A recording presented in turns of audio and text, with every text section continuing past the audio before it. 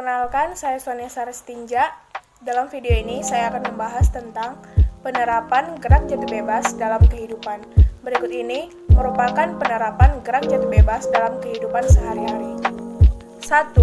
Mengukur ketinggian bangunan. Untuk mengukur ketinggian bangunan, kamu tidak perlu menggunakan meteran, seperti halnya kamu mengukur panjangnya kayu. Cobalah untuk melemparkan batu atau benda lain dari puncak bangunan tersebut. Lalu, hitung lama benda untuk sampai ke tanah. Setelah waktu diketahui, kamu bisa masukkan besaran waktu tersebut pada persamaan ketinggian atau H gerak jatuh bebas. Mudah kan? 2. Mengukur kedalaman kolam. Jika kamu ingin tahu kedalaman kolam, tetapi tidak memiliki alat untuk mengukurnya, coba gunakan prinsip gerak jatuh bebas.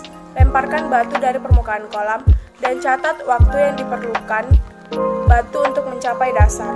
Nah, teori ini akan berhasil jika kolam dalam keadaan kosong ya, artinya belum terisi oleh air. Percepatan gravitasi. Percepatan gravitasi merupakan waktu rata-rata yang dibutuhkan partikel buat menarik partikel ke arahnya dan jarak atau medan gravitasi tertentu.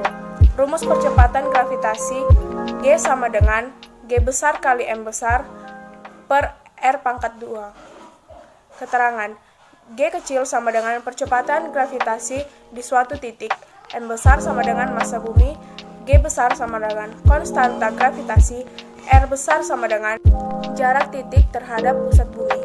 Faktor-faktor yang mempengaruhi percepatan gravitasi yaitu 1. Ketinggian. Ketinggian mempengaruhi besarnya percepatan gravitasi di bumi dan pengaruhnya berbanding di semakin tinggi jarak benda dari permukaan bumi, maka percepatan gravitasinya akan semakin kecil. Itu sebabnya di luar angkasa nggak ada daya tarik bumi. Tapi, ketinggian ini akan signifikan pengaruhnya kalau mendekati atau lebih besar dari jari-jari bumi tersebut. 2. Kedalaman. Kedalaman menunjukkan sebuah benda yang ada di bawah permukaan laut, yang artinya jarak benda dengan pusat lebih kecil dari jari-jari bumi tersebut. Jadi, percepatan gravitasi bumi di kedalaman tertentu lebih kecil dibandingkan dengan benda yang ada di permukaan bumi. 3. Letak lintang. Bentuk bumi nggak bulat sempurna seperti bola. Di bagian kutub dengan garis lintang 0 derajat bumi sedikit pepat dan jari-jari bumi di wilayah ini semakin kecil.